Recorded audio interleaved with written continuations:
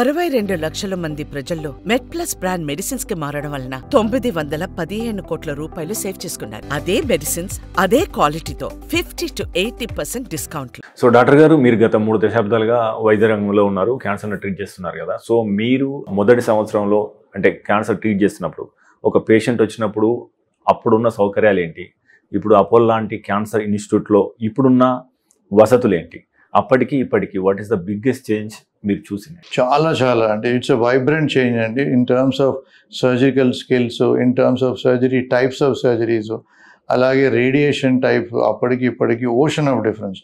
అలాగే anti cancer drugs అప్పుడు చాలా వెరీ మినిమల్ డ్రగ్స్ అవైలబుల్ ఉండేవి, ఇప్పుడు చాలా డ్రగ్స్ వచ్చాయి, వెరీ ఎఫెక్టివ్ డ్రగ్స్ వచ్చాయి.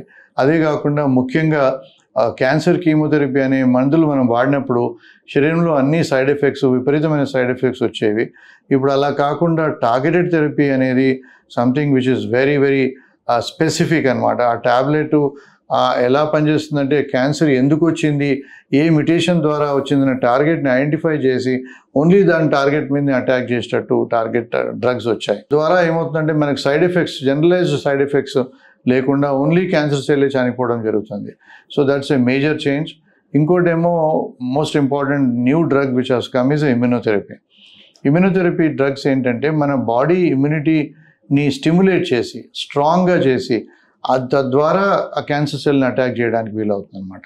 సో మామూలుగా క్యాన్సర్ ఎలా వస్తుంది, ఒక సెల్ డ్యామేజ్ అయ్యి మ్యుటేషన్ చేంజెస్ వచ్చి అది మెల్లగా పెరగడానికి ప్రయత్నం చేసినప్పుడు భగవంతుడిచ్చిన మన బాడీ రెసిస్టెన్స్ ఇమ్యూనిటీ ద్వారా ఆ క్యాన్సర్ సెల్ని చంపడం జరుగుతుంది.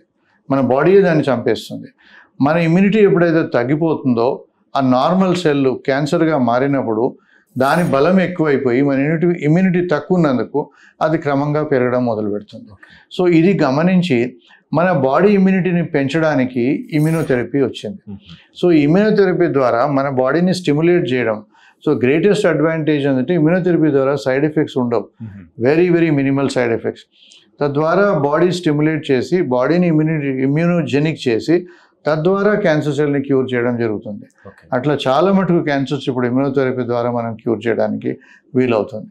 ఇంతకుముందు స్టేజ్ 4 డిసీజ్ అంటే ఇంకా అయిపోయింది వీడి పని అని చెప్పేవాళ్ళం.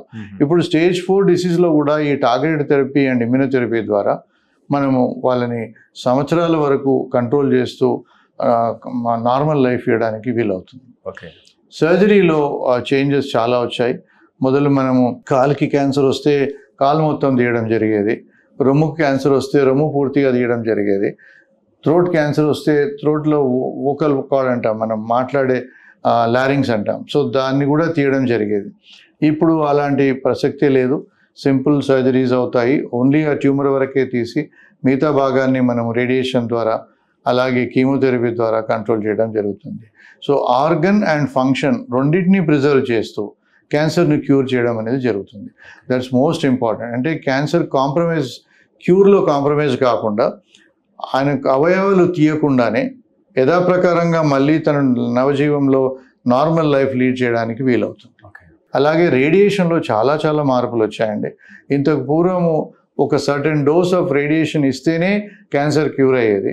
సో ఆ డోస్ ఇవ్వడానికి చాలా కష్టాలు పడేది, పేషెంట్కి సివియర్ రియాక్షన్స్ వచ్చేవి, పేషెంట్ని కాలుస్తున్నారు అనే ఊతపదం వాడుతారు ఆ కాలంలో. ఇప్పుడు సొఫిస్టికేటెడ్ గ్యాడ్జెట్స్ వచ్చాయి, కంప్యూటర్ టెక్నాలజీ మీ అందరికీ తెలిసిందే, ఆర్టిఫిషియల్ ఇంటెలిజెన్స్, కంప్యూటర్ టెక్నాలజీ ద్వారా ఫోకస్డ్ ట్రీట్మెంట్ అనమాట. చిన్న క్యాన్సర్ని బాగా శరీరంలో ఎక్కడున్నా కూడా దాన్ని టార్గెట్ చేస్తూ నార్మల్ ఆర్గన్స్ని ప్రొటెక్ట్ చేస్తూ రేడియేషన్ ఇవ్వడానికి వీలవుతుంది. తద్వారా సైడ్ ఎఫెక్ట్స్ లేకుండానే మనం majority of the cancers radiation ద్వారా క్యూర్ చేయడానికి వీలవుతుంది.